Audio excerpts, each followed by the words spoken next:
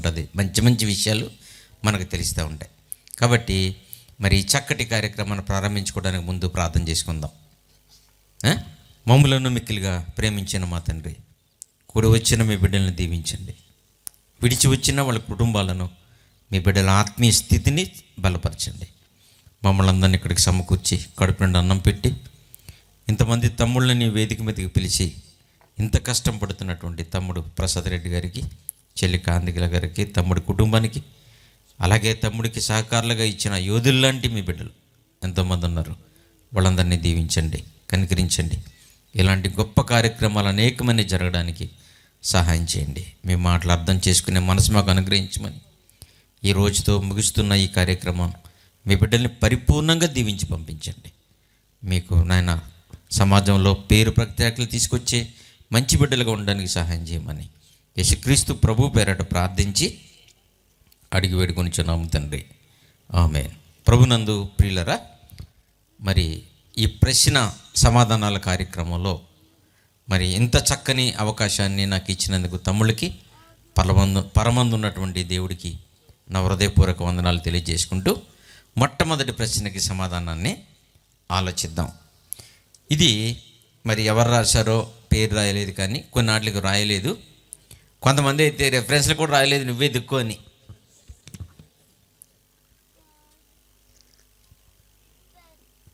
ఆ బాధ ఏదో నువ్వే పడని రెఫరెన్స్లు కూడా రాయలేదు, కొటేషన్స్ రాశారు. ఏం చేస్తాను, పొద్దున్న నుంచి ఇదే పని ఎదుక్కున్నాను ఇంటికాడ.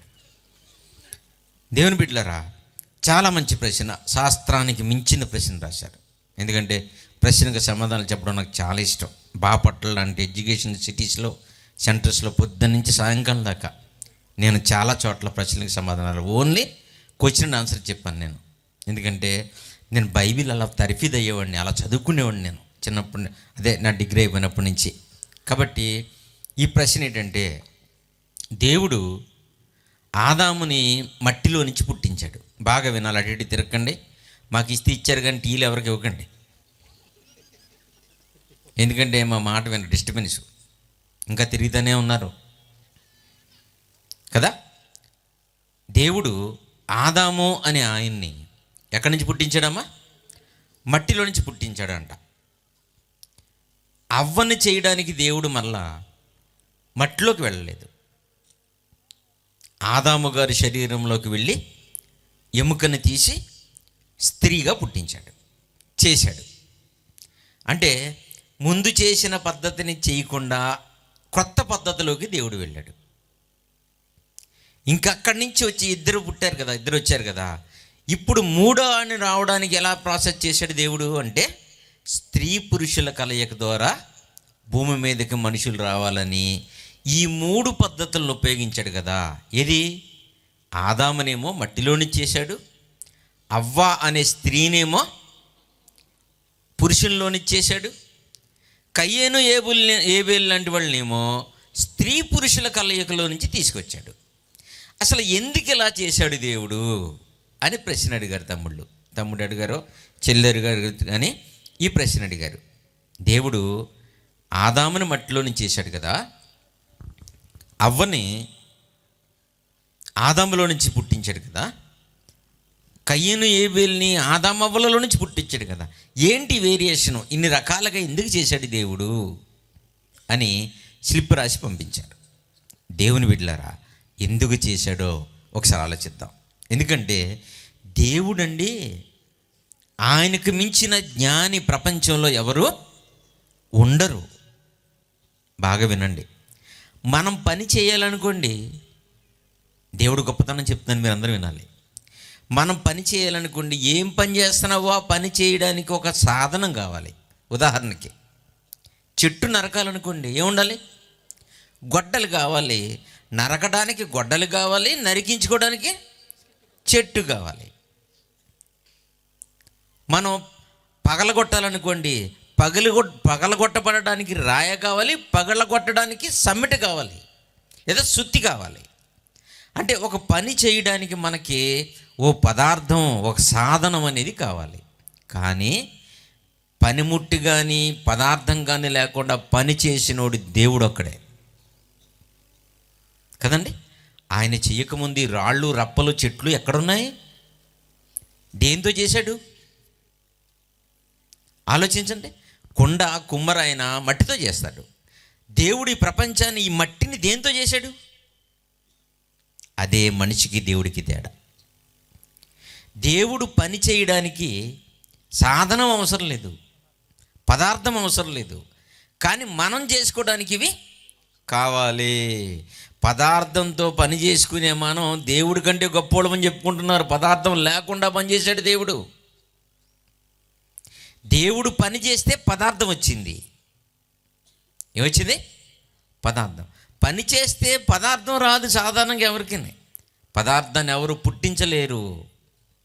ఫిజిక్స్ వింటున్నారా?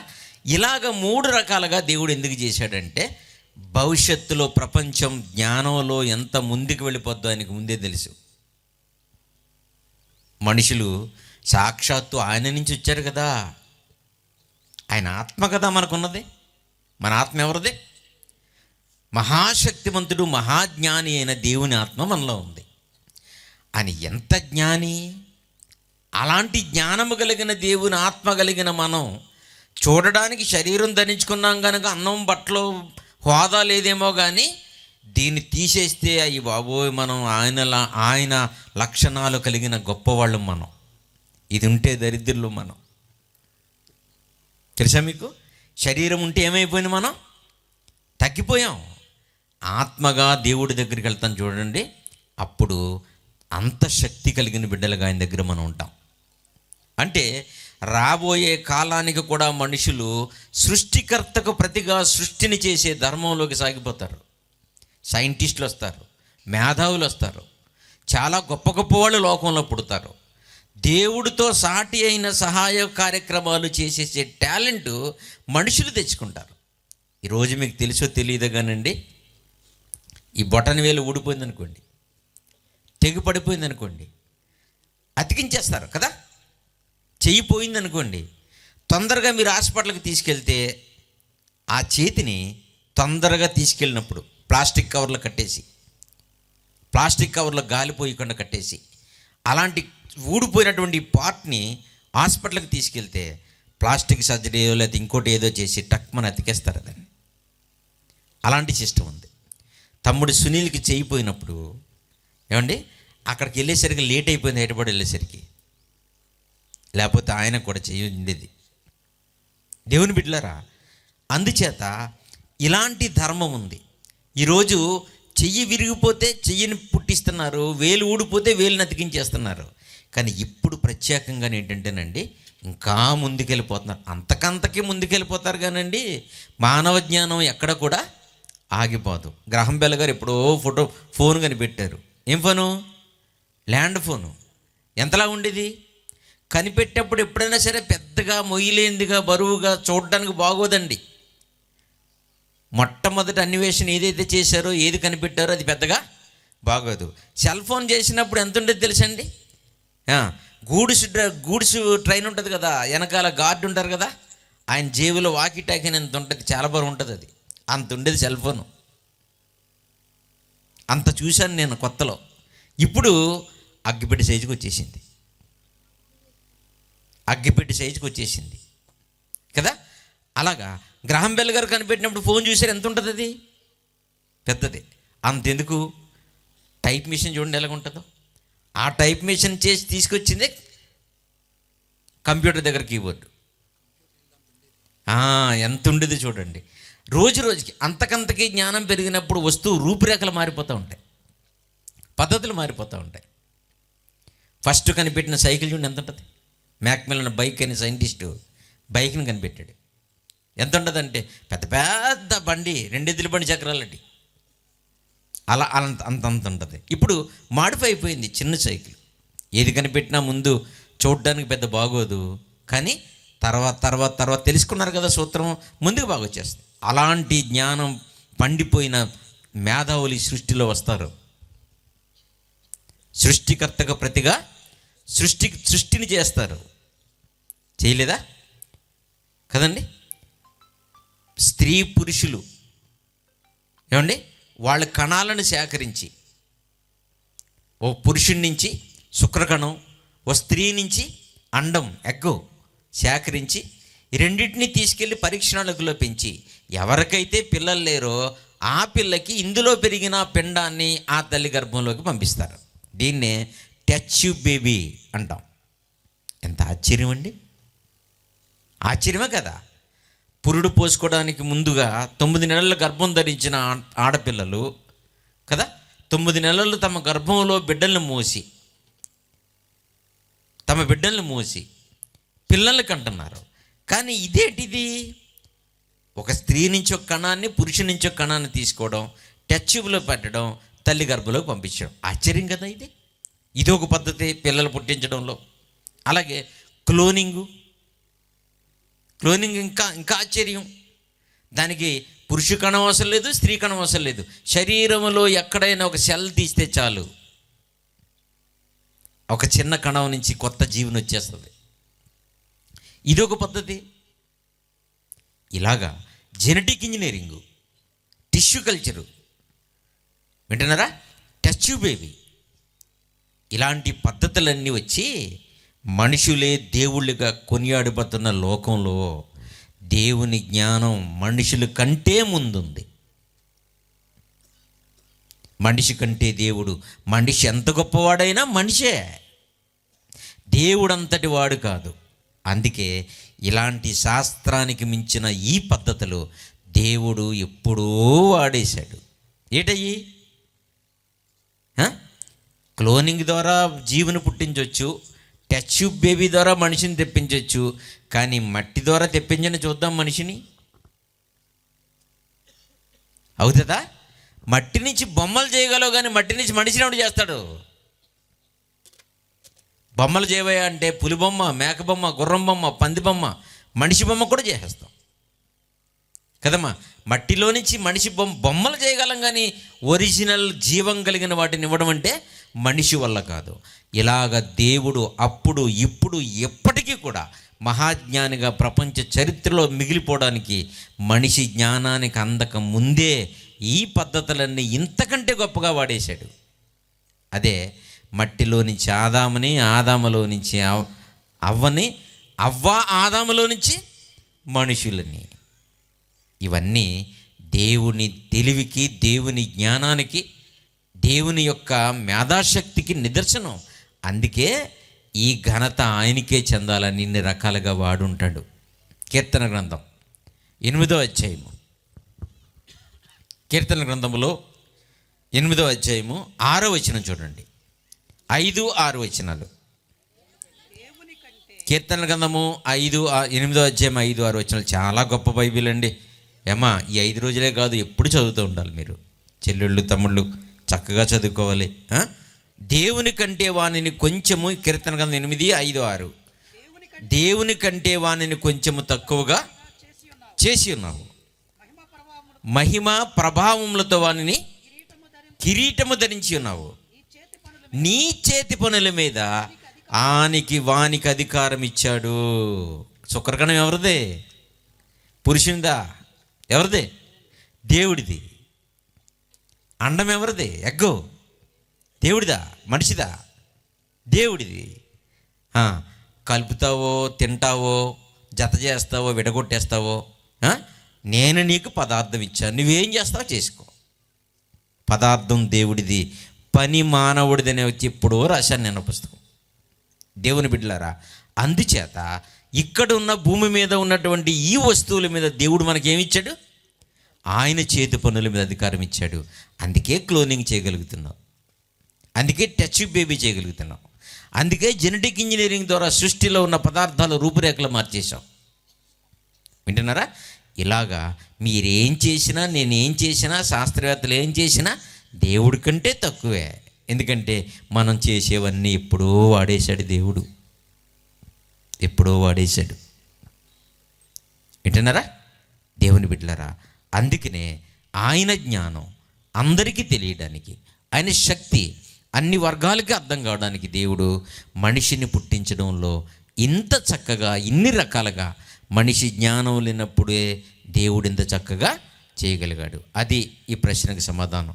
మట్టిలోంచి ఎందుకు చేశాడు? అవన మళ్ళా మట్టిలోకి ఎందుకు వెళ్ళలేదు అంటే ఇన్ని రకాలుగా చేస్తే ఆయన జ్ఞానం మనకు అర్థమవుతుంది. అమ్మ బాబోయ్, దేవుడు మనుషుల కంటే గొప్పవాడు, శాస్త్రవేత్తల కంటే గొప్పవాడు, ఇన్ని రకాలుగా పుట్టించాడు. మనం మట్టిలో నుంచి బొమ్మలు చేయగలం కానీ మనిషిని చేయలేకపోయాం కదా అని మనకి జ్ఞానం కలగడానికి దేవుడు అన్ని పద్ధతుల్ని మనుషుల కంటే గొప్పగా వాడేశాడు. ఇది అలా 3 రకాలుగా మనిషిని సృష్టిలో చేయడానికి గల కారణం. వింటున్నారా? Very good. ఇంకొక ప్రశ్న, మరి తక్కువ టైంలో ఎన్ని ప్రశ్నలకి సమాధానం చెప్పగలిగితే అన్నీ చెప్తాను. మేము రాసిన వాటికి చెప్పలేదు అనుకోకండి, ఇన్ని అయితే అన్నీ చెప్తాం. ఏమా? రెండోది, మరి ఆదికాండంలో 5వ అధ్యాయం 23, 24 వచనాల్లో ఒకసారి చూడండి. ఆదికాండము 5వ అధ్యాయము 23, 24 వచనాలు. అమ్మా, హానోకు దినములన్నీ 365 ఏళ్ళు హానోకు దేవునితో నడిచిన తర్వాత దేవుడు అతనిని తీసుకుని పోయిన గనుక అతడు లేకపోయెను. ఏంటండి? హానోకు గారి గురించి రాయబడిన వాక్యంలో ఓ చక్కటి సందర్భాన్ని దేవుడు మనకి గుర్తు చేస్తున్నాడు. హానోకు దేవునితో నడిచాడు గనుక, దేవుడు అతన్ని కొనిపోయాడు గనుక అతడు లేకపోయాను. అంటే ఈ ప్రశ్నకి అర్థం ఏంటంటే, హానోకు మరణించకుండా దేవుడితో పాటు ఎలా వెళ్ళిపోయాడు? ఇదేనండి. లోకంలో 90% మంది నమ్ముతున్నారు ఇది హానోకు చనిపోకుండా దేవుడితో పాటు పరలోకానికి వెళ్ళిపోయాడు. నమ్ముతున్నారా లేదా? నమ్ముతున్నారు. మరి ఎక్కువ మంది నమ్ముతున్నప్పుడు తక్కువగా మనం విశ్లేషించి చెప్పినా ఎవరు వినరు.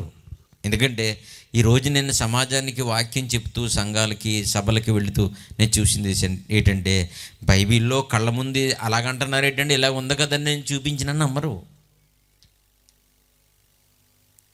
ఏం చూపిస్తే నమ్మరు? వాక్యం చూపిస్తే నమ్మరు. పోనీ వాక్యం లేకుండా నేను ఏదో నోటుకొచ్చి చెప్పాను అనుకోండి, టక్కుమని నమ్మేస్తారు. అలాంటి వాళ్ళు మాటలు నమ్ముతారు. అలాంటి వాళ్ళు నోటుకొచ్చినట్టు చెప్పేవాళ్ళు ఎక్కడున్నారో అని ఎక్కడనే వెతికి తీసుకొస్తారు స్పీకర్ల కింద. అంతేగాని వాక్యాన్ని వాక్యంగా రిఫరెన్స్ ప్రకారంగా ప్రూఫ్తో సహా చూపించామనుకోండి, చాలామంది ఇష్టపడరు. నన్ను బట్టి వాక్యాన్ని కొట్టేస్తారు. వాక్యం మనకి జీవం కదండి, మనకు మార్గం కదా. వాక్యాన్ని ఒప్పుకోవడం లేదంటే ఎవరిని ఒప్పుకోలేనట్టు? దేవుని అది ఎందుకు వాక్యం ఉండేను, వాక్యము దేవుని ఎద్దు ఉండేను, వాక్యము దేవుడై ఉండేను అని ఉంది కదా. మరి వాక్యాన్ని నమ్మకపోతే ఎవరు నమ్మనట్టు? దేవుణ్ణి నమ్మనట్టు. తెలియడం లేదు చాలామందికి. ఒకవేళ మనం ఏదైనా పొరపాటుని అర్థం చేసుకున్నప్పుడు, మీ పొరపాటుని వాక్యాన్ని చూపించినప్పుడు మనం టక్కుమని సెట్ అయిపోవాలి. మళ్ళీ ఎదురు చెప్పకూడదు. అబ్బే మా పాస్టర్ గారు అలా చెప్పలేదు, నువ్వు ఎలా చెప్తున్నాడు అనకూడదు. మీ పాస్టర్ గారు చెప్పినట్టు ఉండదు. దీంట్లో ఉన్నట్టు మనం చెప్పాలి. దీంట్లో ఏముందో మనం అది చెప్పడానికి ప్రయత్నం చేయాలి. కాబట్టి హానోకు దేవుడితో నడిచి వెళ్ళిపోయాడంట కనుక అతడు లేకపోయాడంట. అయితే ఇక్కడైతే కన్ఫ్యూజన్గా ఉందేమో కానండి, నడిచి వెళ్ళిపోయాడన్నది కానండి. హెబ్రీ పత్రిక 11వ అధ్యాయం 5వ వచనంలో డైరెక్ట్ చచ్చిపోయాడనే ఉంది. మీరు ఏం చెప్పినా వినరు. ఇంకా అక్కడ నమ్ముతారు కొంచెం, ఎందుకంటే ఇండైరెక్ట్గా ఉంది. నడిచాడు వెళ్ళిపోయాడని ఉంది, కానీ ఇక్కడైతే డైరెక్ట్ చనిపోయాడనే ఉంది. ఇక మీరు ఏం చెప్పినా ఈ రిఫరెన్స్ చూపిస్తారు. మనం ఏం చెప్పాలో తెలియక సంచిపోజాన్ని వేసుకుని వచ్చేయాలి. హెబ్రీ పత్రిక 11వ అధ్యాయము 5వ వచనంలో ఏముందో చూడండి. విశ్వాసమును బట్టి హానోకు మరణము చూడకుండానట్లు కొనిపోబడ్డాడంట. ఇదిగో చూసారా, ఇక్కడైతే అసలు మరణమే చూడకుండా వెళ్ళిపోయాడు. ఇప్పుడు చెప్పండి, మీరు చనిపోలేదు పరలోకం వెళ్ళిపోయాడు అని చెప్పారు. మరి వాళ్ళు చెప్పినప్పుడు చనిపోయి వెళ్ళిపోయాడంటే నమ్మరు. ఎందుకు? హెబ్రీ పత్రికలో కళ్ళకు కట్టొచ్చినట్టుగా ఉంది. ఏంటి?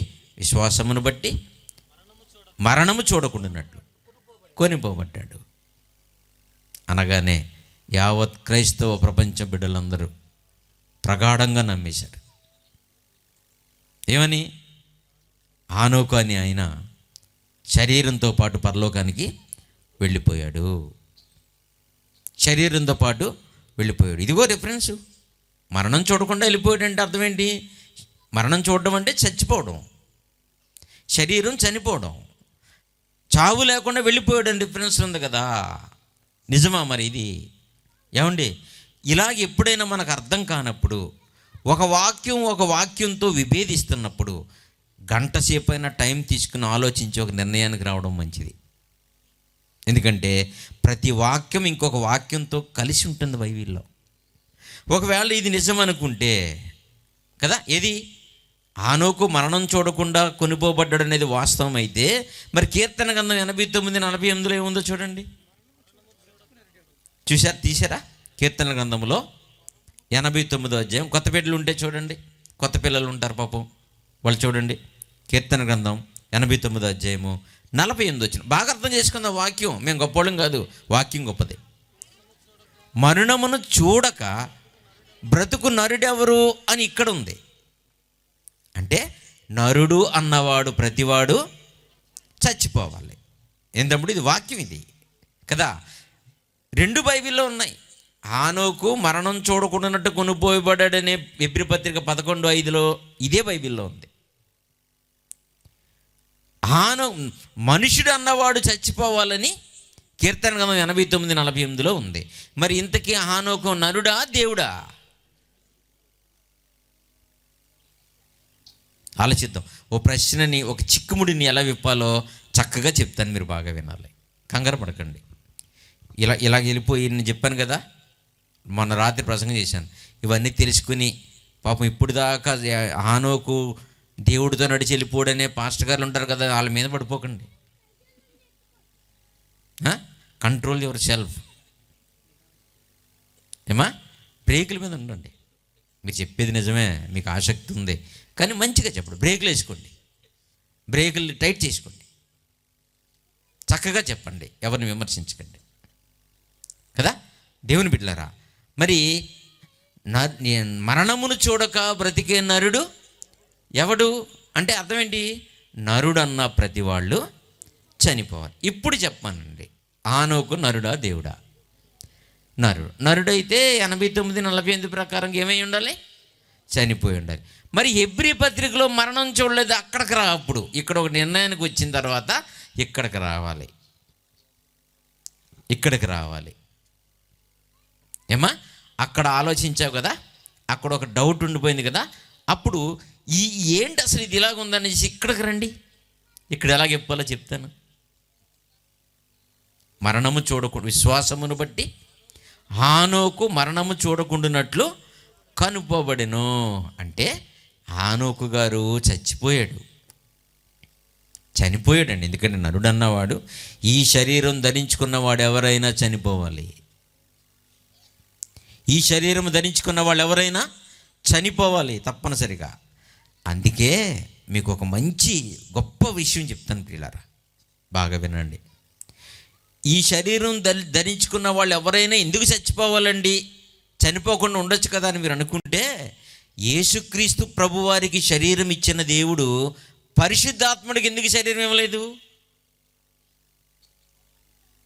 యేసుక్రీస్తు ప్రభుని శరీరం ఇచ్చి భూమి మీదకి పంపించాడు. ఎందుకని? 33 సంవత్సరాల చిల్లరి కాలంలో ఆయన చనిపోవాలంటే ఆయనకి ఏముండాలి? శరీరం ఉండాలి. యేసుప్రభు తర్వాత ఈ ప్రపంచాన్ని రక్షణ భాగ్యంలో, రక్షణ సంకల్పంలో తిరిగి ఆయన వచ్చే వరకు ఎవరు కాపాడతాడు? పరిశుద్ధాత్మ దేవుడు కాపాడాలి. ఇన్ని సంవత్సరాలు ఎప్పుడు వస్తారు? ఇప్పుడు యేసుప్రభు చనిపోయి 2000 సంవత్సరాలు అయింది. పరిశుద్ధాత్ముడు వచ్చి 2000 సంవత్సరాలు దాటిపోతుంది కదా. యేసుప్రభు గారు ఇంకెప్పుడు దాకా వస్తారో అప్పుడు దాకా ఉండాలా వద్దా? అయినా ఎవరు? పరిశుద్ధాత్మ దేవుడు ఉండాలి. ఇన్ని సంవత్సరాలు ఉండాలంటే ఆయనకి ఏమి ఉండకూడదు, అందుకే ఇవ్వలేదు. యేసుక్రీస్తు ప్రభుకి శరీరం ఇచ్చిన దేవుడు పరిశుద్ధాత్మను ఆత్మగానే ఎందుకు పంపించాడు? ఇది రీజను. ఇలా చెప్పాలి. టీవీలో చాలామందిని చూశాను, ప్రశ్న చెప్పాలి చెప్పండి. నేను కర్ర ఎరగకుండా, పాము చావకుండా, ఇదిగోరా పాము చంపేసి ఇలా పారేస్తున్నారు కదా. అదేంటి చక్కని ప్రాసెస్. బైబిల్ ఎంత గొప్పదండి బాబు. ఇలా చెప్పాలి. చాలామంది భయపడడానికి మీ ఎబ్రీ చదివాం, లాటిన్ చదివాం, లాటిన్లో అలాగుంది, ఎబ్రిల్ ఇలాగే ఉంది, మీరు ఎలాగుండి వెళ్ళిపోతారు. అలాగే ఉంటున్నారు. టక్ టక్మని కత్తిరించే చేతులు పెట్టాలి. అది ప్రశ్నకి సరైన సమాధానం బైబిల్కి అంత జ్ఞానం ఉంది పిల్లరా, అంత గొప్పది. వింటున్నారా? పరిశుద్ధాత్మ దేవునికి శరీరం ఎందుకు ఇవ్వలేదు? చాలా సంవత్సరాలు ఉండాలి. చాలా సంవత్సరాలు అంటే ఉండాలంటే మనకి ఏమి ఉండకూడదు? అందుకే మనం కూడా చచ్చిపోతాం. పరలోకంలో చాలా సంవత్సరాలు ఉంటాం కదా, అప్పుడు ఈ శరీరం ఉండదు మనకి. ఎంత గొప్ప బైబిల్ అండి, ఎంత గొప్ప ఆలోచనలండి దేవుడి వస్తు, ఎంత అద్భుతం చూడండి. అందుకనే శరీరం ధరించుకున్న వాళ్ళు ఎవరైనా చనిపోవాలి కనుక హానోకు కూడా శరీరం ధరించుకున్నవాడే. మరి ఇక్కడ విశ్వాసమును బట్టి మరణం చూడకుండా అన్నాడు. ఏంటంటే విశ్వాసమును బట్టి నిజంగా అయితే చనిపోయాడు. దేన్ని బట్టి? విశ్వాసమును బట్టి అనేది గుండ్రంగా సున్నా చుట్టండి. విశ్వాసం అంటే ఏంటి? గుండ్రంగా సున్నా చుట్టండి. విశ్వాసమును బట్టి అయితే చనిపోలేదు, కానీ నిజంగా అయితే చనిపోయాడు. ఇంతకీ విశ్వాసం అంటే ఏంటి? విశ్వాసం అంటే చూడని దానిని ఉంది అనుకోవటం. చూడని దానిని ఉంది అనుకోవటం. చాలాసార్లు ప్రభువారు చెప్తూ మీరు ప్రార్థనలో మీరు అడిగింది మీరు పొందుకున్నామని నమ్ముడి అన్నాడు. నమ్ముతారా? కారు కావాలని ప్రార్థన చేశారు, వచ్చేసిందా? వస్తుందా? నమ్ముతారా? చూసారా? అలా విశ్వాసం అంటే అర్థం ఏంటంటే చూడన్న దానిని ఉందని నమ్మడం కదా. అడిగాం వచ్చిందని నమ్మడమే, అది విశ్వాసం కదా. మంచి డెఫినేషన్ ఇచ్చాడు. అలాగే అదే విశ్వాసాన్ని బట్టి హానోకు గారు చనిపోయారు, కానీ విశ్వాసాన్ని బట్టి నాకు చావు ఏంటి అనుకున్నాడు. దేవుని బిడ్డలకి మరణం ఏంటండి? మరణం ఉందా? నన్ను నమ్మువాడు ఎప్పుడుకి చనిపోడు, నా రొట్టె తిని నా శరీరము తిని నా రక్తం త్రాగువాడు ఎన్నటికీ చనిపోడు అనగానే మెంటలు వచ్చేసింది యూదులకి. మమ్మల్ని ఏమన్నా నరమాంస భక్షులు అనుకుంటున్నావా? మీరు తింటాకు వచ్చామనుకున్నావా? ఏదో తులమో పొలమో పరిస్థితి తింటాకు వచ్చామన్నారు. మమ్మల్ని ఏమన్నా క్యానిబల్స్ అనుకున్నావా? నరమాంస పక్షులు అనుకున్నావా? నా శరీరం తిని నా రక్తం తాగమంటావేంటి? ఎలా కనపడ్డా మీ కంట్లు? కానీ చాలామంది వెళ్ళిపోయారంట ఆ రోజుని. దేవుని బిడ్డలారా, ఎంత మంచి చక్కటి విశ్లేషణ దేవుడు మన కొరకు పరిశుద్ధ గ్రంథంలో రాయించాడో చూడండి. మానవ శరీరం ధరించుకున్న వాళ్ళు ఎవరైనా చనిపోవాలి. మరి ఇప్పుడు ఆయన శరీరంతో పరలోకం వెళ్ళిపోయాడు అంటున్నారు కదా, దానికి ఏమన్నా రుజువు ఉందంటే అవన్నీ కూడా ఊహలు. రుజువులు ఎక్కడ ఉన్నాయంటే బైబిల్లో చూడండి. కొరింథీయులకు రాసిన మొదటి పత్రిక 15వ అధ్యాయము 50వ వచనంలోనండి, రక్తమాంసములు కలిగిన ఈ శరీరంతో పరలోకానికి ఎవరు వెళ్ళరనుంది.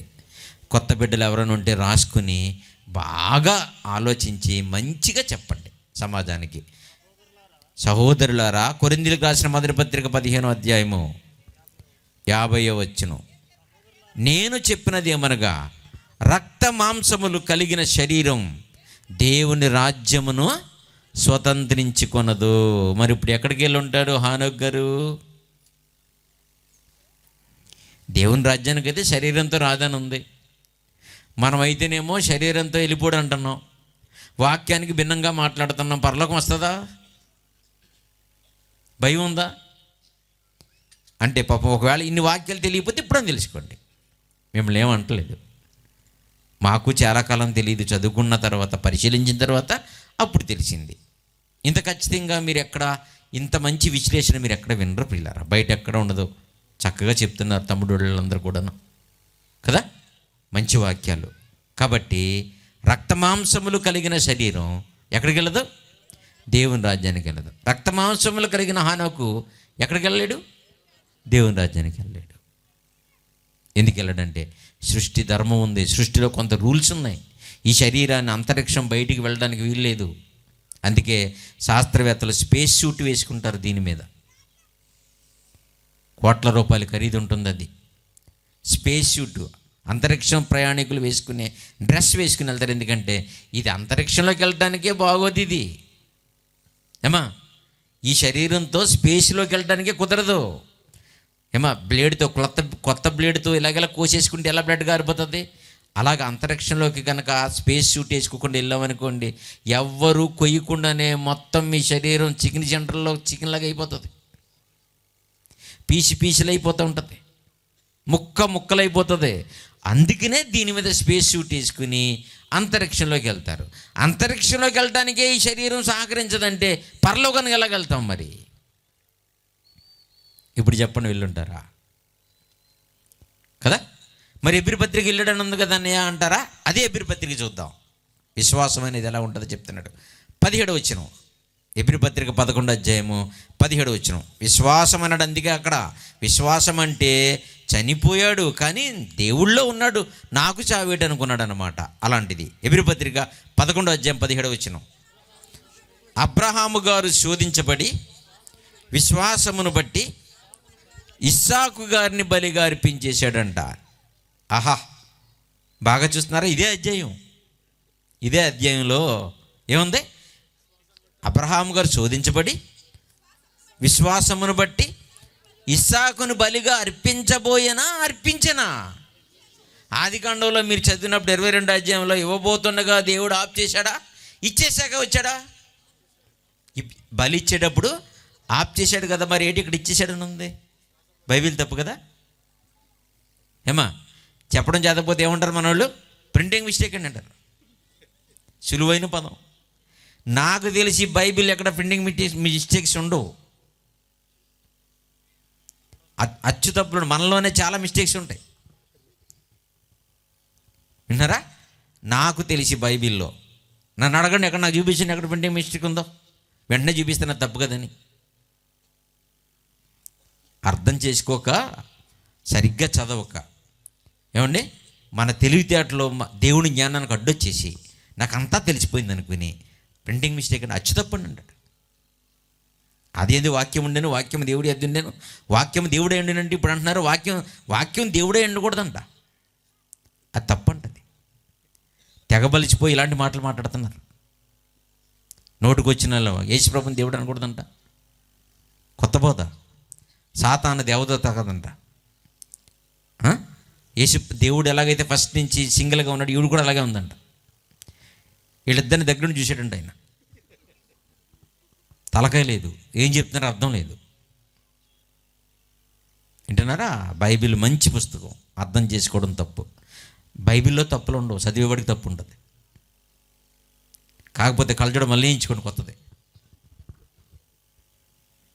బైబిల్కి పడి అడగకూడదు. బైబిల్ చాలా మంచి పుస్తకం, గొప్ప పుస్తకం. ఏమండి నీకు మనకలాంటి వాళ్ళు ఎదురు కూర్చొని రాసేసిన పుస్తకం కాదు ఇది. పాట రాసినట్టు పండితులు పరిశుద్ధాత్మ శక్తితో, పరిశుద్ధాత్మ ప్రేరణతో మహాత్ములు పండితులు రాసిన పుస్తకం. ఇప్పటికీ బైబిల్ టాప్ 1 ప్రపంచంలో.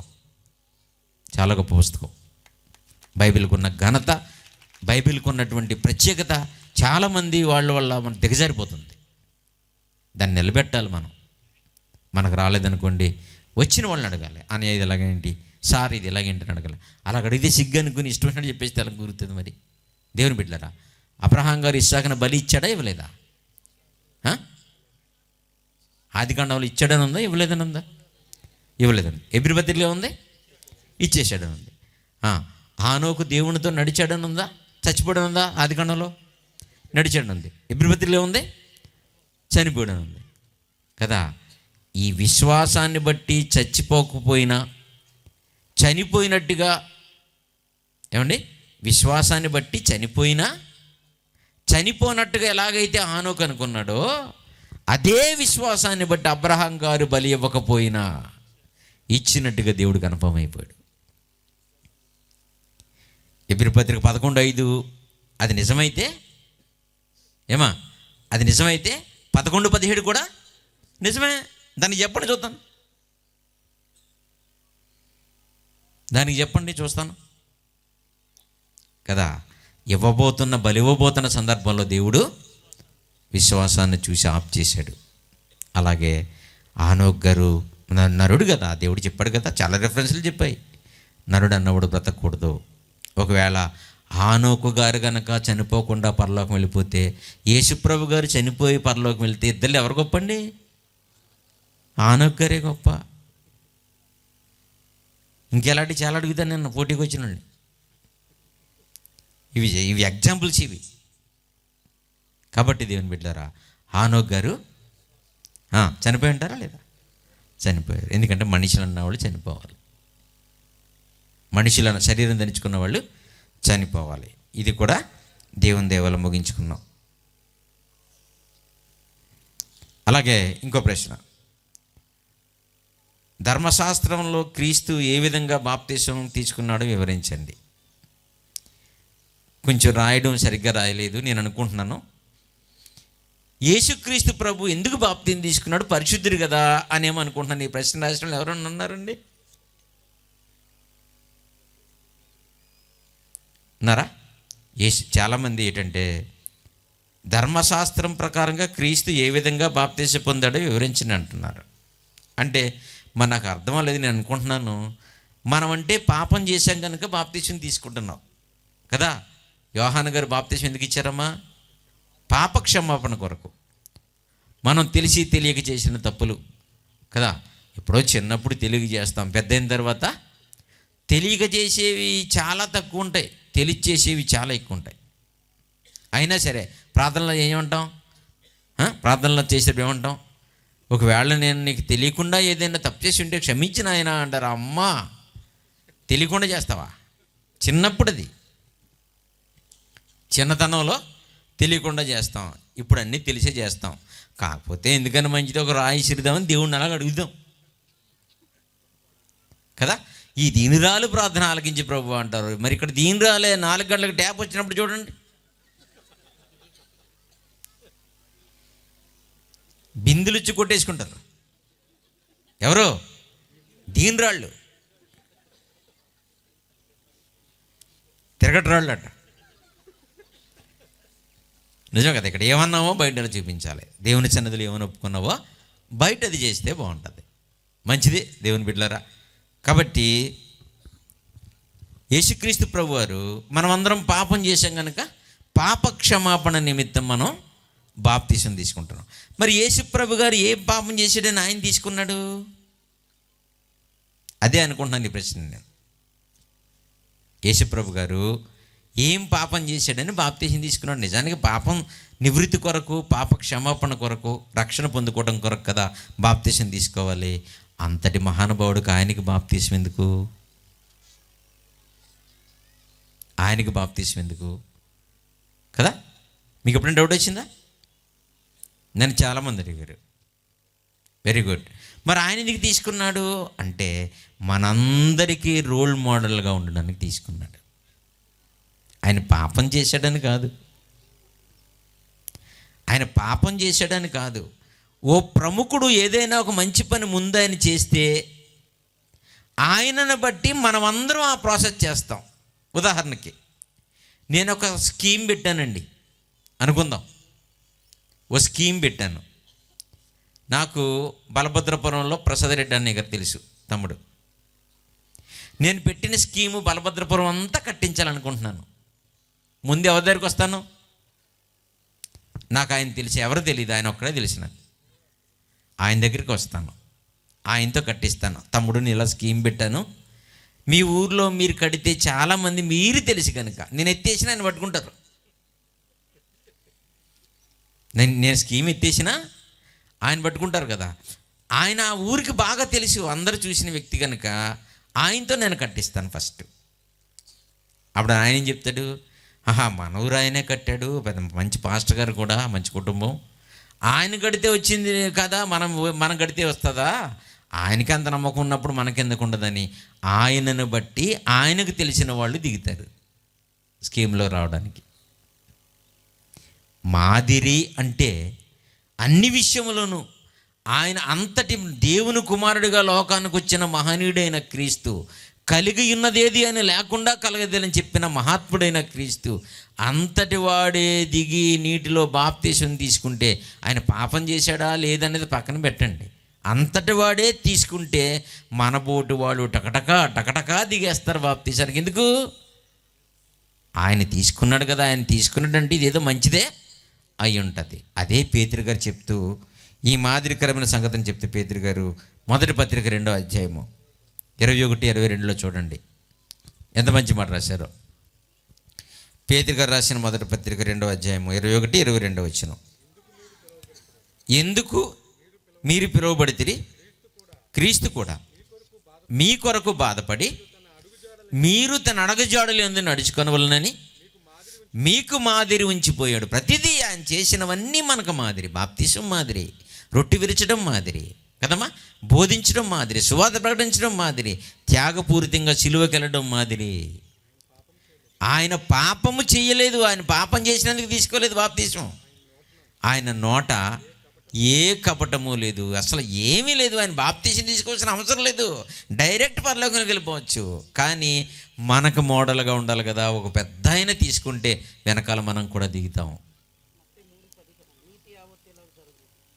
వింటున్నారా? ఒక మంచి వ్యక్తి, ఒక అద్భుతమైనటువంటి సంకల్పం ప్రకారంగా భూమి మీదకి వచ్చిన యేసుక్రీస్తు ప్రభు వారు తీసుకుంటే ఆయనను బట్టి మనం కూడా అదే మాదిరి అంట. ఆ మాదిరి ప్రకారంగా ఆయన దిగాడే తప్ప ఆయన ఏ పాపము చేయలేదు అని ఉంది. ఇంకో విషయం ఉంది దీంట్లో, అదేంటంటే అది లూకా సువార్త 3వ అధ్యాయము. మంచి విషయం. లూకా గారు రాసిన సువార్తల 3వ అధ్యాయము 21, 22 వచనాలు ఏముందో చూడండి. ప్రజలందరూ బాప్తిసం పొందినప్పుడు యేసు కూడా బాప్తిసం పొందాడు, కానీ వాళ్ళ పాపం నివృత్తి కొరకు పొందాడు. ఈయన ఏ పాపం లేకుండా మాదిరి కొరకు దిగాడు. వాళ్ళందరూ తీసుకున్నప్పుడు ఈయన కూడా తీసుకున్నాడు. బాప్తిసం పొందుకుని ప్రార్థన చేయుచుండగా ఆకాశం తెరవబడింది, పరిశుద్ధాత్మ పావురం ఆకారంతో దిగి కిందకు వచ్చింది. ఇది కనిపించాలి. ఆ సందర్భంలో ఈ పద్ధతి ఒకటి యోహాను గారు పక్కనున్న వాళ్ళందరూ చూడాలి. అందుకే వచ్చాడు అక్కడికి. ఎందుకు తీసుకున్నాడు?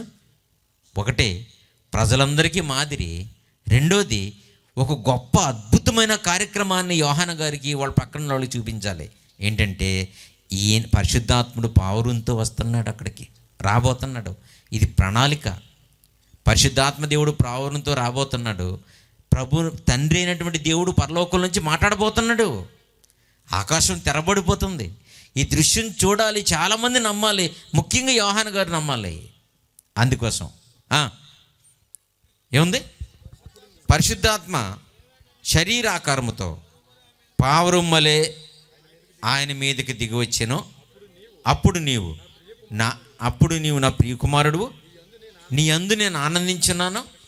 ఒక శబ్దము ఆకాశము నుంచి ఆ సందర్భంలో, ఆ స్పాట్లో, ఆ పద్ధతి జరుగుతున్నప్పుడు, బాప్తీసాల కార్యక్రమం జరుగుతున్నప్పుడు అక్కడ ఉన్నటువంటి ప్రజలు అందరూ వినేలాగిన ఈ కారణం కూడా ఆయన బాప్తీసం తీసుకుని ఉంటాడు. అంటున్నారా? మొట్టమొదటిది మనందరికీ మాదిరిగా ఉండాలి. ఆయన ఏం తప్పు చేసాడని కాదు. మరి ఇప్పుడు చాలామంది మనకంటే నీతిమంతులు ఉంటారు బయట. ఆ ప్రశ్న కూడా రాశారు ఎవరో, అప్పుడు చెప్తాను మళ్ళీ మీకు. మూడవ తర్వాత ఇంకో ప్రశ్న అండి. నెక్స్ట్ క్వశ్చన్ ఏంటంటే, కోపపడుట పాపమా లోపమా? ఎవరు రాశారో చక్కగా రాశారు. కోపపడుతూ ఉంటాం కదా, ఇది సహజంగా మనలో జరిగిపోయేదా? ఇదేమన్నా లోపమా, లేదంటే ఇలా కోపడడం పాపమా అని అడుగుతున్నారు. ఒకసారి ఎఫెసీ పత్రిక 4:26 చూద్దామండి. ఎఫెసీలకు రాసిన పత్రిక 4వ అధ్యాయము 26వ వచనం. కోపపడుడు కానీ పాపము చేయకుడి అంటే కోపపడడం పాపమా లోపమా? పాపమే. విన్నారా? ఎఫెసీలకు రాసిన పత్రిక 4వ అధ్యాయము 26వ వచనంలో కోపపడుడు కానీ పాపం చేయకండి అంటే కోపపడి పాపం ఏం చేస్తామండి? చాలా గొప్పదండి బైబిల్, అద్భుతమండి. తెలుగు బైబిల్ చక్కగా రాశారండి బాబు. ఇది పట్టుకుని దీన్ని మీరు గొప్పగా చదివింటే చాలు, మీరు అద్భుతమైన జీవితాన్ని అనిపిస్తారు దేవుళ్ళో. చాలా మంచి స్థితి, మంచి అనాలిసిస్. తెలుగు బైబిల్ చాలా బాగుంటుంది. నాకు ఎబ్రి రాదు, లాటిన్ రాదు, ఇంగ్లీష్ రాదు బైబిల్ బాధపడకండి. అవన్నీ వచ్చిన వాళ్ళకి తెలుగు రాదు. విన్నారా? అవి వచ్చిన వాళ్ళకి తెలుగు రాదు. దీన్ని పట్టుకుంటే పరలోకం ఏదో రకంగా వస్తుంది, వదిలేకండి. కోపపడుడు కానీ పాపం చెయ్యకుడి అంటే అర్థం ఏంటి? కోపపడుతున్నామంటే నెక్స్ట్ ఏం జరుగుతుంది? పాపం చేస్తూ ఉంటాం. అంటే ఏంటిది? మీకు ఎవరి మీదైనా కోపం వచ్చిందనుకోండి, లాగు గో మీద కొట్టేశారనుకోండి, కోపపడి గో మీద కొట్టారు, చెంప మీద కొట్టేశారనుకోండి, చచ్చిపోయాడు. ఏమైంది? అది కోపం. దాని నెక్స్ట్ వచ్చేటువంటి మెట్టే పాపం. ఆడిని చంపేస్తావో, లేదంటే ఇంగ్లీష్ బూతులు మాట్లాడేస్తావు. ఆడు నీకంటే బలవంతుడు అనుకోండి, దూరంగా పారిపోయి తిడతారు, దూరంగా ఉండి ఏదో దున్నబూతులాగా ఉన్నారా అంటారు. ఎలాగ కొట్టలేం కదా, వెనక పారిపోయావు. ఏదైనా సరే కోపం దాని నెక్స్ట్ వచ్చేది మెట్టేటి పాపం. కోపం తర్వాత వచ్చేదే పాపం. అందుకే ముందు బ్రేక్ వేసాడు. నెక్స్ట్కి వెళ్ళకుండా ఉండాలంటే కోపపడకు. కోపపడ్డావా పాపం చేసేస్తావు, మాటలు వదిలేస్తావు, తిట్టేస్తావు, బూతులు పలుకుతావు, కొట్టేస్తావు. ఆడు చచ్చిపోయాడంటే దోషం అయిపోతావు. పాపం తర్వాత నెక్స్ట్ వచ్చేదే కోపం. కోపం తర్వాత నెక్స్ట్ వచ్చేదే పాపం. కనుక కోపపడుడి కానీ పాపం చెయ్యకడి అన్నారు. మరి అది లోపమా పాపమా? పాపమే అది. మరి కోపం ఎందుకు వస్తుంది అసలు? ఎప్పుడైనా ఆలోచించండి మీరు, కోపం ఎందుకు వస్తుందని? ఎందుకు వస్తుంది కోపం? ఏమండి, మనలో నుంచే ప్రేమ వస్తూ ఉంటుంది, మనలో నుంచి కోపం వస్తూ ఉంటుంది. అంటే కోపానికో గది, పాపానికో గది, ప్రేమకో గది ఉన్నాయి లోపల. ఊపిరితిత్తులు ఎలాగైతే గాలి పీల్చుకున్న గదిలో ఉన్నాయో అలా ఉన్నాయా? అలా ఉందా? బూతులకు ఒక నాలుక, ఇంగ్లీష్కి ఒక నాలుక, తెలుగుకో నాలుక, మరాఠీకో నాలుక ఉందా? ఒకటే నాలుకండి బాబు. ఒక నాలుగు ఎన్ని భాషలు వస్తాయో అలాగా లోపల ఒక్కోదానికి ఒక గది లేదండి, అన్నీ ఒక దాంట్లో నుంచి వస్తూ ఉంటాయి. మరి కోపం ఎందుకు వస్తుంది అంటే లోపల అడ్రినాలిన్ అనే హార్మోన్ ఉంటుందండి మనకి. కిడ్నీ పైన ఉంటుంది, చిన్న రంధ్రం లాంటి గ్లాండ్ ఉంటుంది. దానిలో హెచ్చు తగ్గులు. ఒక మనిషి కొంతమంది చూడండి చాలా మొండిగా ఉంటారు. ఆడ కత్తులు వేసుకొచ్చినా, గొడ్డలు వేసుకొచ్చినా ఇలా నిలబడే ఉంటాడు. అసలు ఆ నిలబడే స్టైల్ వాడు వచ్చే సైడ్ చూస్తే మనం పారిపోతాం పక్క నుంచి. ఎందుకంటే ఆడిని ఎలాగ ఈయన్ని చంపేస్తాడు. ఈ రక్తపాతంలో మనం చూడలేక సైడ్ అయిపోతూ ఉంటాం కదా. ఆడు గొడ్డలు వేసుకొస్తుంటే ఇంత ధైర్యంగా ఎందుకు నిలబడ్డాడు తెలుసండి? ఇప్పుడు చెప్పాను కదా, హార్మోన్ అడ్రినాలిన్ అనే హార్మోన్ అండి. కిడ్నీ పైన ఉంటుంది, చిన్న గ్లాండ్, దాంట్లో నుంచి వస్తుంది అనమాట. ఆడు గొడ్డలను చూసి పారిపోవాలన్నా ఆ చిన్న గ్లాండ్ చలవే, ఆడు గొడ్డలను చూసి నిలబడాలన్నా దాని చలవే. మనిషి పారిపోవాలన్నా నిలబడాలన్నా హార్మోన్ అడ్రినాలిన్ అనే హార్మోన్ స్రవిస్తూ ఉంటుంది. దానికి పోరాట లేదా పలాయన అనే హార్మోన్ అని పేరు పెట్టారు తెలుగులో. అంటే కొడితే కొట్టేస్తా లేదా పారిపోతాడంట. అది హెచ్చు తగ్గుల వల్ల జరిగేది కోపం. అలా వస్తుంది కోపం. అలా వచ్చినప్పుడు మరి మనకి లోపల స్విచ్ చేసుకుని కోపపడే సిస్టమ్ కాదు, మరి దానికి అదే వచ్చేస్తూ ఉంటుంది. ఫ్యాన్ వేసి కూర్చున్నట్టు కూర్చునే పద్ధతి కాదు ఇది. కోపం అనేది దానికి అదే వచ్చేస్తుంది కదా. ఆ వచ్చిన దానికి ఇచ్చే బ్రేకే దేవుని ఆత్మ, పరిశుద్ధాత్మ. పరిశుద్ధాత్ముడు ఉంటే ఎంత సైలెంట్గా ఉంటుందండి. పరిశుద్ధాత్ముడు ఉంటే ఆ జీవితం ఎంత బాగుంటుందండి. బూతులు రావు, కోపం రాదు, ఏమండి, అసహ్యమైనది రాదు, భయం, భక్తి, వినయం, విధేయత వస్తుంది. కాబట్టి కోపం అనేది కోపపడితే నెక్స్ట్ వచ్చేదే పాపం. మరి అది లోపమా అంటే లోపం కూడా కాదు, లోపల నుంచి జరిగే కార్యక్రమం, హార్మోనల్ ఎఫెక్ట్ అది. ఏమా దాన్ని కంట్రోల్ చేసుకుంటానికి పరిశుద్ధాత్మ దేవుడు మనకి ఇచ్చాడు. అందుకో చోట చెప్తారు కదా, ఏమండి, పిరికి ఆత్మను మీకు ఇవ్వలేదు కానీ ధైర్యం గల ఆత్మని దేవుడు మనకు అనుగ్రహించాడు. అది వెరీ గుడ్. Next question. మరి యెషయా గ్రంథం 66:22. టైం అయిపోతుందేమో, మరి పర్లేదా కొంచెంసేపు? కానీ తమ్ముళ్ళు ఉన్నారా? మన ఇష్టం అంటున్నారు, తెగించేసరి. యెషయా గ్రంథం 66:22. యెషయా గ్రంథం 66:22. నేను సృజించబోవు క్రొత్త ఆకాశమును క్రొత్త భూమియు లయము కాక నా సన్నిధి నిలిచిననే ఈ మాట అడిగారు అనమాట. ఏంటి దీనికి అర్థం? క్రొత్త ఆకాశం క్రొత్త భూమి అంటే ఏంటి అర్థం? ఇప్పుడు రాసిన మరుగైన మన్నాలో ఈ అద్భుతమైన పాట ఉంది. బుక్ స్టాల్లో బుక్స్ ఉన్నాయి, చాలా బరువుగా ఉన్నాయి మాకు. ఈ పాఠం అందులో మొన్నే రాశాను, కొత్త పుస్తకంలో రాసిన పాఠం, అద్భుతమైన రిఫరెన్స్లతో చక్కగా రాశాను. ఈ క్రొత్త ఆకాశం క్రొత్త భూమి అంటే మాటలో చెప్పేస్తాను, పరలోకం అండి. కొత్త ఆకాశం కొత్త భూమి అంటే పరలోకం. అంతేగాని చాలామంది యెహోవా సాక్షులు ఉన్నారు చూసారా, వాళ్ళకి ఇదే పని. దేవుడంట ఈ ఆకాశాన్ని భూమిని తీసేసి కొత్తగా చేస్తాడంట.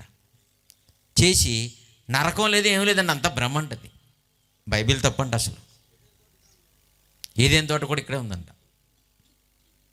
మన జిడిమాడి తోట ఏదేం తోట అంట.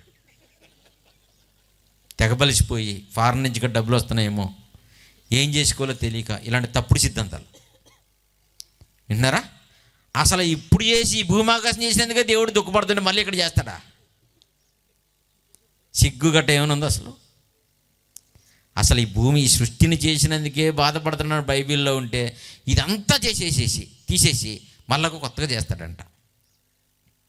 ఒకసారి ఒంగోలు మీటింగ్కి వెళ్తే నేను ట్రైన్ దగ్గర నన్ను పట్టుకున్నారు నలుగురు యెహోవా సాక్షులు. నేను ఎవరు అనుకుంటున్నారు వాళ్ళు? ఇలా రండి సార్ కూర్చుందామన్నారు, కూర్చోబెట్టారు. నా కోసం వచ్చే బండి వెహికల్ లేట్ అయింది, అక్కడ కూర్చున్నాను అనమాట. అప్పుడు నాతో మాట్లాడుతున్నారు. మీకు విషయం చెప్పాలనుకుంటున్నాడు. ఏంటన్నా? రోగాలు లేని జీవితం, శ్రమలు లేని జీవితం, అప్పులు లేని జీవితం, కష్టాలు లేని జీవితం మీకు వస్తే ఎలాగుంటుంది అన్నాడు. బ్రహ్మాండంగా ఉంటుంది అన్నారు. ఇంతకే అడిగి రాలేదు, వస్తే ఎలాగుంటుంది అన్నాడు. బ్రహ్మాండంగా ఉంటుందా అని చెప్పాను. ఎక్కడుందని అన్నా. ఎక్కడుండడం ఏంటండి, దేవుడు ఈ సృష్టిని అంతా తీసేసి భూమి ఆకాశంలో మలినమైపోయినాయండి. బాలేవు. భూమి ఆకాశం మలినమైపోతే కాటికి చలిపెట్టి పాడు చేసినాడు ఈడే. ఎవరు పాడు చేశారండి లోకాన్ని? మనమే పాడు చేసి ప్రకృతి మీద గిండేశారు. తుఫాన్లు రావడానికంట భూమి మీద వేడి పెరిగిపోయిందంట, గ్లోబల్ వార్మింగ్ అంట. గ్లోబల్ వార్మింగ్ పెరిగిపోతే నేనే కారణం అంటలేదు ఎవడన్నా. సముద్రం మీద గంటేశారు. వింటున్నారా దేవుని బిడ్డలారా? అలాగా దేవుడు ఈ భూమి ఆకాశములు తీసేసి, యెహోవా సాక్షులండి, మీ దగ్గరికి వస్తే వదలకండి. ఏమ్మా, మీ దగ్గరికి వస్తే వదలకండి. మిమ్మల్ని దాటి వెళ్ళిపోతే మమ్మల్ని వెళ్ళండి. వింటున్నారా? ఎందుకంటే సువార్త పరిచర్యలో చాలా పోరాటం ఉంది, చాలా పోరాటం. చాలామంది చూస్తారు, మాకేం భయం లేదండి, తెగించాం. దేవుని బిడ్డలారా, అందుకనే ఎంత భూమి ఆకాశం తీసేసి దేవుడు కొత్తగా చేస్తాడంట. ఇక్కడే నరకం లేదంటే ఏం లేదంట, ఈ కొత్త ఆకాశం ఇక్కడ చేస్తాడు. అప్పుడు అన్నాను, ఏమయ్యా మరి ముందు పాడు చేసినాడు మళ్ళీ దీన్ని బాగు చేస్తావా నువ్వు అన్నాను. ముందు చెడిపేశావు, భూమి ఆకాశాన్ని పాడు చేసావు కదా, మళ్ళా దేవుడు ఈ భూమి ఆకాశాన్నే మళ్ళీ కొత్తగా చేసి నిన్ను ఇక్కడ పెడితే నువ్వు ఉండేస్తావని అడిగాను నేను. అదేనండి లాజిక్ అండి. బైబిలు చాలా తెలివిగా సమాధానాలు చెప్పాలి. మనం ఇతరులతో మాట్లాడేటప్పుడు కొంతమందికి వాక్యం చూపిస్తే నమ్మడు, వాడికి లౌక్యం చూపించాలి, చుక్కలు చూపించాలి. అడిగి ప్రేమతో తెలుసుకునే బిడ్డలు ఎవరైనా ఉంటే వాళ్ళకి వాక్యం చూపించాలి. వింటున్నారా? ఏమయ్యా మళ్ళీ కొత్తగా చేసి మార్చిపోయినా నిన్ను ఇక్కడ పెడితే మరి ఇట్లా ఉంచుతావని అడిగాను నేను. మాట్లాడటం లేదు. నువ్వు వండిస్తావా దీన్ని? నీకంటే తింగడు అనుకుంటున్నావు నువ్వు. మరలా ఇదంతా చేసేసి చెడిపోయి నేను ఇక్కడ ఇట్టి ఏం చేస్తాడయ్యా? దేవుడు నీ అంత తింగడు కాదు, చాలా తింగరతనంగా ఆలోచిస్తున్నాను, నాకు కాళ్ళు లేదన్నాను. విన్నారా? అలాగనా ఇప్పటికీ నమ్ముతున్నారు క్రొత్త ఆకాశం క్రొత్త భూమి అంటే భూమేనని. కొంతమంది సేవకులేమో మీరు నూతన సృష్టి మారడమేనంట దీనికి అర్థం. నువ్వు మారితే నూతన సృష్టి ఎలాగవుతుంది? తప్పు. కాబట్టి క్రొత్త ఆకాశం క్రొత్త భూమి అంటే మనం ఊహలకందని మహాలోకం, పరలోకం. అది ఎలా ఉందో బుక్లో రాశాను. ఏమండి, ఒక గంట సేపు ప్రసంగం ఉంటే చక్కగా క్లారిఫై చేసుకోవచ్చు. ఓ మాటలో చెప్పేశాను మీకు నేను. ఏమా అది చదివిన తర్వాత మీకు డౌట్ ఉంటే అడగండి. క్రొత్త ఆకాశం క్రొత్త భూమి అంటే కేవలం పరలోకం. మరి భూమి ఆకాశములు అక్కడ ఉండవు కదా. భూమి ఆకాశం ఎందుకన్నాడంటే ఇక్కడ ఉంది కదా, నీకు దీన్ని చూపిస్తే అర్థమవుతుంది. మానవ జీవితం అంటే భూమి మీదే సాగింది, ఆకాశం పైనుంచి మనకు సహాయం వస్తుంది.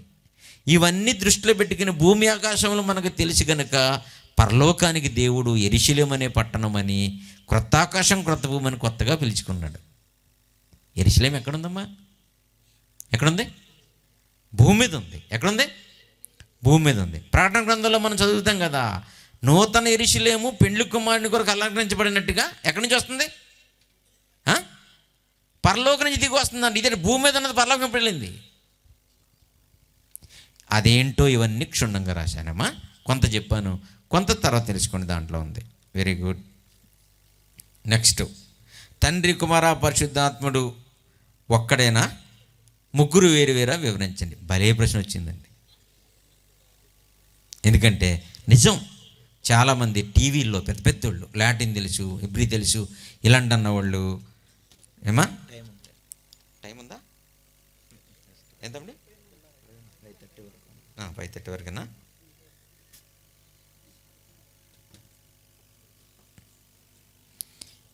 మరి ఈ ప్రశ్న చెప్పుకొని ముగించుకుందాం, టైం అయిపోతుంది.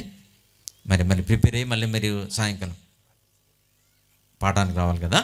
Very good. మరి తండ్రి కుమార పరిశుద్ధాత్మలు ఒక్కడ, ముగ్గురు వేరు వేరా అని చాలామంది ఈరోజు మరి కన్ఫ్యూజ్ పడేవాళ్ళు పడుతున్నారు. ఈ పాటకి మనకు తెలిసిపోయింది, మనకైతే చాలామందికి అర్థమైంది. కానీ మరి టీవీల్లో కూడా దీని గురించి ఇలా చర్చించుకోవడం నేను చూశాను, చాలామందిని చూశాను, కానీ ఎవరు చక్కని సమాధానం నాకు చెప్పడం నేను వినలేదండి. ఎందుకంటే ముగ్గురు వేరు వేరే కానీ ఒకటే అంటారు. అదేంటది అని అంటే ఆత్మీయతలో అంటాడు, అనగానే మనకు చెమటొట్టేసి కదా. ఎందుకంటే బైబిల్లో ఒక విషయం మనకు డౌట్గా ఉన్నప్పుడు అవన్నీ చక్కగా వెతికి తీసుకుని మనం అర్థం చేసుకోవాలి. అలాగ అర్థం చేసుకోరు. ఎందుకంటే కొంతమంది సేవకులకి ఇలాంటి ప్రశ్న జవాబులు చెప్పేవాళ్ళు కూడా నేను చూశాను, పెద్ద పెద్దలు ఉన్నారు. ఇప్పుడు చాలా మీటింగ్స్లో కూడా ప్రశ్నలకి సమాధానాలు చెప్తున్నారు. అవన్నీ చూసి చాలా ఆశ్చర్యపోతున్నారు జనం. కానీ నాకు తెలిసి అలాంటి వాళ్ళు చెప్పే ప్రశ్నల్లో క్లారిటీ లేదు. తెగేసి మొక్క ఎదుగురా అని చేతికి చూపించడం లేదు, మొక్క ఎదుక్కోరా అంటున్నారు. ఇంకా అదేమి సమాధానం? అది డొంక తిరుగుడు అంతా చెప్పుకొచ్చి ఇలా ఉండొచ్చు అంటున్నాడు. ఉండొచ్చు కాదు, ఏమైందో చెప్పాలి, అది సమాధానం. వింటున్నారా? తండ్రి కుమార పరిశుద్ధాత్మ దేవుడు ఒక్కటా వేరువేరా అని ఆలోచిస్తే దేవుని బిడ్డలారా, వేరువేరనే ఉంది బైబిల్లో. లాజిక్ అవసరం లేకుండా కరెక్ట్గా తెగే చెప్తున్నాను, మొక్క చూపిస్తున్నాను మీకు నేను. తండ్రి కుమార పరిశుద్ధాత్మలు వేరువేరనే ఉంది, వేరువేరనే ఉంది. ఎక్కడెక్కడ ఉందో ఇప్పటికే మీకు చాలామందికి తెలుసు కదా. యేసుక్రీస్తు ప్రభువారి కాలంలో సమకాలికులుగా ఉండి ఆయనతో కలిసి పరిచయం చేసిన శిష్యులు ఉన్నారు కదా. శిష్యులు ఉన్నారా? యేసుప్రభు గారు, తండ్రి కుమార పరిశుద్ధాత్మలు అనే వీళ్ళు ఒకటా వేరువేరా అనేది ఆయన బోధలలో క్షుణ్ణంగా వినుంటారు. వీళ్ళు ఎవరు? శిష్యులు, అపోస్తులత కాలంలో పరిచర్యకు వచ్చిన పౌలు గారు లాంటి వాళ్ళు క్షుణ్ణంగా వినుంటారు. ఎందుకంటే 20వ శతాబ్దంలో పుట్టి మనమేమో ముగ్గురు ఒకటే అంటున్నాం. ఆయనతో తిరిగిన వాళ్ళు నేను చెప్తే బాగుంటుందా, వాళ్ళు చెప్తే బాగుంటుందా? 19వ శతాబ్దంలో పుట్టిన యేసుప్రభు గారు పుట్టి చనిపోయిన 1900 సంవత్సరాల తర్వాత పుట్టిన నాకు తెలుస్తుందా? అదే శతాబ్దంలో పుట్టి ఆయనతో పరిచర్య చేసి ఆయన బోధలు విన్న వాళ్ళకి తెలుస్తుందా? వాళ్ళకి తెలుస్తుంది. మన దేశానికి స్వాతంత్రం వచ్చినప్పుడు ఎవరు బాధపడ్డారో, ఎవరు కష్టపడ్డారో అప్పటి కాలంలో చూసి బ్రతుకున్న వాళ్ళు చెప్తే బాగుంటుంది. అలాగే ఆయనతో సమకాలికులుగా ఉండి పరిచర్య చేసి ఆయన బోధలు విన్నవాళ్ళు అసలు తండ్రిని కుమారుని పరిశుద్ధాత్మని ఒకటే అనుకున్నారా, వేరు అనుకున్నారా? వాళ్ళ బోధల్లో మనకు అర్థమైపోతుంది. అంటే చాలా విషయాలు వేరువేరునే మనకు బైబిల్లో ఉన్నాయి. వాళ్ళ స్టేట్మెంట్స్ కూడా మనం తీసుకుంటే ఇంకా చాలా బాగుంటుంది. దేవుని బిడ్డలారా, కొరింథీయులకు రాసిన మొదటి పత్రిక 1వ అధ్యాయం 3వ వచనం చూడండి. పౌలు గారు చెప్తున్నారు, 1వ శతాబ్దంలో ప్రభు బోధలకి, ప్రభు దర్శనాలకి, ప్రభు వాక్యపు పరిచర్యకి ఆకర్షితులైన వాళ్ళు చెప్తున్నారు. వాళ్ళ మాటలు విందాం. మనం ఎప్పుడు పుట్టాం మనకు తెలీదు, చూసింది రాస్తున్నారు వాళ్ళు. కొరింథీయులకు రాసిన మొదటి పత్రిక 1వ అధ్యాయం 3వ వచనం, మన తండ్రి అయిన దేవుని నుండి, ప్రభువైన యేసుక్రీస్తు నుండి. ఈ మాటలు రాస్తున్నప్పుడు యేసుప్రభు గారు ఉన్నారా, చనిపోయారు. పౌలు గారి పత్రికలు రాస్తున్నప్పుడు యేసుప్రభు గారు చనిపోయి పరలోకానికి వెళ్ళిపోయారు. అప్పుడే పౌలు గారు, ఆయన వెళ్ళిపోయిన తర్వాత కూడా పౌలు గారు అంటున్నారు, మనకి కృప, మహిమ, సమాధానం అనేవి తండ్రి అయిన దేవుని నుంచి వస్తుంది, కుమారుడైన యేసుక్రీస్తు నుంచి వస్తుంది. అంటే ఇప్పుడు ఇద్దరు ఉన్నారా? ఇద్దరు ఒకటేనా? ఇద్దరు ఒకటే. ఇద్దరు ఒకటి కాదండి, ఇద్దరు ఉన్నారు. ఎందుకంటే వాళ్ళు కళ్ళారా చూశారు, ఆయనతో తిరిగారు, అందుకే ఇలాంటి స్టేట్మెంట్స్ రాస్తున్నారు. ఎఫెసీ పత్రిక 1వ అధ్యాయము 2-3 వచనాలు తొందరగా చదువుకుందాం. ఎఫెసీలకు రాసిన మొదటి పత్రికలో, ఎఫెసీ పత్రిక 1వ అధ్యాయము 2-3 వచనాలు. మన తండ్రి అయిన దేవుని నుండి, మన ప్రభు అయిన యేసుక్రీస్తు నుండి కృపా సమాధానం కలిగిన గాక. అంటే ఎంతమంది ఉన్నారు? పౌలు గారి స్టేట్మెంట్ ప్రకారం ఎంతమంది ఉన్నారు? ఇద్దరు ఉన్నారు. ఆయనకి ఎలా తెలుసు?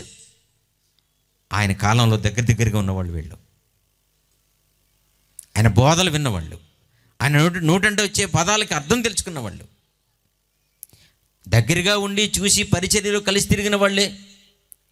వాళ్ళిద్దరూ ఉన్నారు, వాళ్ళిద్దరి నుంచి సహాయం వస్తుందని చెప్తుంటే అబ్బాయి 1వ శతాబ్దంలో వాళ్ళకి తెలియదు, 20వ శతాబ్దం నాకు తెలిసింది ఇద్దరు ఒకటే అంటారు. ఏమండి? ఫిలిప్పీ పత్రిక 1వ అధ్యాయము 2వ వచనం. ఏది చూడండి, పౌలు గారు రాసిన ఏ పత్రికలో చూసినా మొదట ఇలాగే స్టార్ట్ చేస్తారు చక్కగా. మన తండ్రి యొక్క దేవుని నుండి, ప్రభు అయిన యేసుక్రీస్తు నుండి కృపయు సమాధానము కలుగునుగాక. ఇద్దరి నుంచినా ఉన్నారా? ఏమా ఇద్దరు కదా? తండ్రి నుంచి కృపా సమాధానం రావాలంట, యేసుక్రీస్తు ద్వారా ప్రభు కృపా సమాధానం రావాలంట, ఇద్దరి ద్వారా రావాలంట. సరే, పౌలు గారు ఏమైనా అబద్ధం చెప్పారా? పోనీ లేటుగా వచ్చాడు కదా పరిచర్యకి, ముందు శిష్యులు ఉన్నారు కదా అంటారా? యాకోబు గారు ఏం రాశారు చూడండి, వాళ్ళు అదే చెప్పారు. యాకోబు పత్రిక 1వ అధ్యాయము 1వ వచనం. యాకోబు గారు రాసిన పత్రిక 1వ అధ్యాయం 1వ వచనం. దేవుని యొక్కయు ప్రభు అయిన యేసుక్రీస్తు యొక్కయు నీ దాసుడైన యాకోబు అమ్మా అన్యదేశమును చెదిరి ఉన్న 12 గోత్రముల వారికి శుభమని చెప్పిన ఆయనది. ఏమంటున్నాడు పైన? దేవుని యొక్కయు ప్రభు అయిన యేసుక్రీస్తు యొక్కయు దాసుడని యాకోబు. ఇద్దరున్నారా? యాకోబు గారు ఇద్దరున్నారని చెప్తున్నారు, పౌలు గారు చెప్తున్నారు, లూకా గారు చెప్తున్నారు, మత్తయి గారు చెప్తున్నారు. ఇకపోతే సాక్షాత్తు ఆ యేసుప్రభు గారు ఏమన్నారు చెప్పి ముగించేస్తాను. మత్తయి సువార్త, లూకా సువార్త 23వ అధ్యాయము. లూకా సువార్త 23వ అధ్యాయము. చాలా ప్రశ్నలు మిగిలిపోయినాయి, దేవుని చిత్తమైతే నెక్స్ట్ ఎప్పుడని చెప్పుకుందాం. ఏమా? లూకా సువార్త 23వ అధ్యాయము 46వ వచనం. అప్పుడు యేసు గొప్ప శబ్దముతో, ఎప్పుడు? ఈ సందర్భం సిలువ మీద ప్రాణాపాయ స్థితిలో, చావు బ్రతుకుల్లో, బాధలో కొట్లాడిపోతున్నాడు. చాలా బాధ, చాలా వేదనలో ఉన్నాడు. వెంటనే పిస్టల్తో కాల్ చేస్తే వెంటనే చచ్చిపోతారు. కత్తెప్పుడు స్పీక్ కోసేస్తే 5 నిమిషాల్లో గింజుకుని చచ్చిపోతారు. 9 గంటలకు సిలువేశారు. 9 గంటలకు సిలువేశారు. మధ్యాహ్నం 3 గంటల వరకు ఉంచేశారు. కాళ్ళు లాగేస్తున్నాయి, చేతులు లాగేస్తున్నాయి, ఎంత బాధపడిపోతూ ఉంటాడు. అలాంటి భీకరమైన కండిషన్లో, బాధలో ఉండి యేసుప్రభు గారు అంటున్నాడు, తండ్రి తండ్రి, అందరు చూస్తున్నారు, ఆయన మాట్లాడుతున్నాడు, మనకు కూడా రాయించాడు. తండ్రి, నీ చేతికి నా ఆత్మను అప్పగించుకుంటున్నాను అంటున్నాడు కదా. అప్పుడు అలాంటి కండిషన్లో ఉన్నాడమ్మా. చావు బ్రతుకుల్లో, బాధలో కొట్లాడుతున్నాడు. ఏమండి, ఒకవేళ ఇద్దరు ఒకటైతే అప్పుడు కూడా అబద్ధం ఆడతాడా? అర్థమవుతుందా అసలు బైబిలు వాక్యాన్ని ఎలాగ అర్థం చేసుకోవాలో అర్థమవుతుందా మేధావులకి? అర్థమవుతుందా? నేను మొన్న రాసిన కొత్త బుక్ రాశాను కదా, అట్ట చివరి వెనకాల తిప్పితే అద్భుతమైన మాట ఒకటి రాశాను, నాకు చాలా ఇష్టమైంది. అందుకే ఆ మాటల లోపల రాశాను, బయట కూడా రాశాను. ఎందుకంటే ఏంటంటే ఇది చెప్తాను. నా చిన్నతనంలో ఇప్పటికీ కూడా ఎవరికైతే కార్లు, హోదాలు, ఉద్యోగాలు, పెద్ద పెద్ద మేడలు, సూట్లు, బూట్లు ఉంటాయో అలాంటి వాళ్ళని సమాజంలో ఏమనుకునేవాళ్ళం మనం? అమ్మో పెద్ద సేవకులండి బాబు. ఏమనుకునేవాళ్ళం? పెద్ద సేవకులు అనుకునేవాళ్ళు. ఇప్పటికీ అలాగ అనుకుంటారు. ఆయన దేశ విదేశాల్లో మాట్లాడుతున్నాడంట. ఇక్కడ 10 అంతస్తుల బిల్డింగ్ చర్చి కట్టాడు, అక్కడ 10 అంతస్తులు చర్చి కట్టాడు అనగానే చాలామంది ఏమనుకుంటారు? పెద్ద సేవకుడు వస్తుంటారు. నేను అనుకున్నాను, బైబిల్ చదివినప్పుడు నేను అనుకున్నాను, ఆస్తులు, అంతస్తులు, హోదాలు, సూటు బూటు, కార్లు ఉంటే పెద్ద సేవకులు అనుకున్న ఇంతవరకు అపోస్తుల జీవితాల్లోకి తొంగి చూసిన తర్వాత పెద్ద సేవకులైతే అవి ఉండవని నేర్చుకున్నాను రాశాను. వింటున్నారా? ఒకవేళ పెద్ద సేవకులు అంటే అపోస్తులను మించిన సేవకులు ఎవరు ఉంటారు అసలు? వాళ్ళ జీవితాల్లోకి తెంగి చూడండి రాశాను. ఆ ప్రభు పరిచర్యలో వాళ్ళతో పాటు తిరిగి కలిసిన వాళ్ళు మాట్లాడుతున్న మాటలు, తండ్రి వేరే ఉన్నాడని, ప్రభు వేరే ఉన్నాడని, యేసు వేరని, తండ్రి వేరని చెప్తున్నారు. ఇప్పుడైతే డైరెక్ట్గా యేసుప్రభు గారు ఏం చెప్తున్నారు? చావు బ్రతుకుల్లో ఉండి ఒకవేళ ఇద్దరు ఒకటైతే యేసుప్రభు అబద్ధం ఆడతాడా? లేని తండ్రిని అందరి ముందు అంత బాధలో ఉండి ఒకవేళ తండ్రే లేడు ఈయనే తండ్రి అనుకుంటే, తండ్రి నా ఆత్మను నీ చేతికి అప్పగిస్తున్నానని ఆ మరణ వాంగ్మూలంలో అలాగ అబద్ధం ఆడతాడా? ఏం ఆలోచిస్తున్నాం మనం? పరలోకంలో తండ్రి లేకపోతే ఎవరిని పిలుస్తున్నాడు? తండ్రి నా ఆత్మను అప్పగిస్తున్నాను నీ చేతికని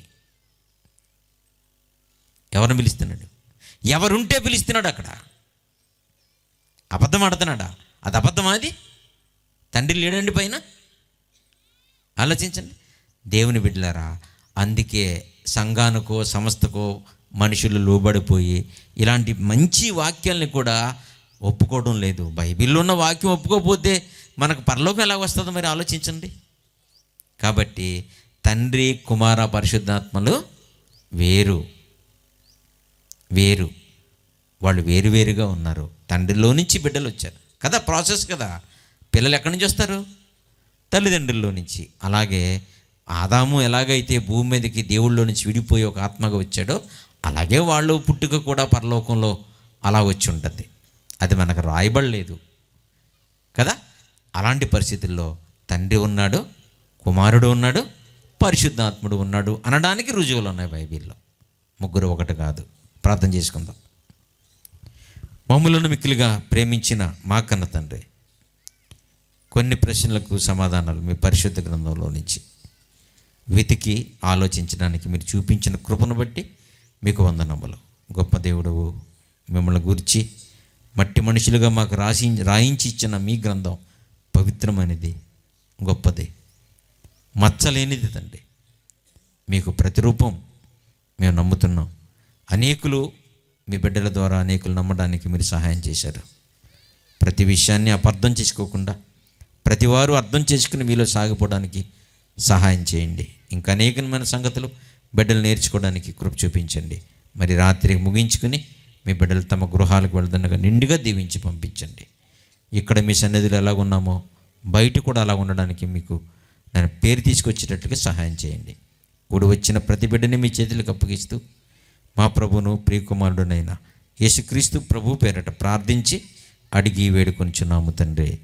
ఆమేన్. అందరికీ వందనాలండి. సెలవు.